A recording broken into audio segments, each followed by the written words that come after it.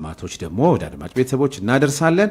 ሺሰማ የተለያዩ ግጥሞችን ይጽፋል።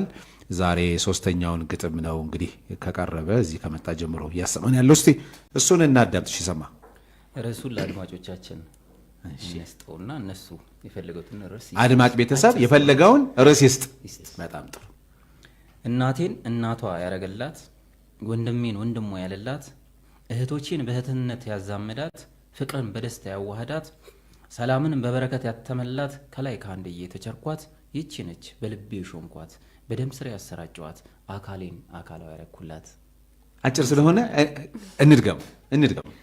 እናቴን እናቴ ያረኩላት፣ ወንድሜን ወንድሟ ያለላት፣ እህቶቼን በእህትነት ያዛመዳት፣ ፍቅርን በደስታ ያዋህዳት፣ ሰላምን በበረከት ያተመላት፣ ከላይ ከአንድዬ የተቸርኳት፣ ይቺ ነች በልቤ ሾምኳት፣ በደም ስር ያሰራጨዋት፣ አካሌን አካሏ ያረኩላት። ይድረስ ለባለቤቴ ለብርሃኔ አድርሶሻል። በጣም ነው የምናመሰግነው።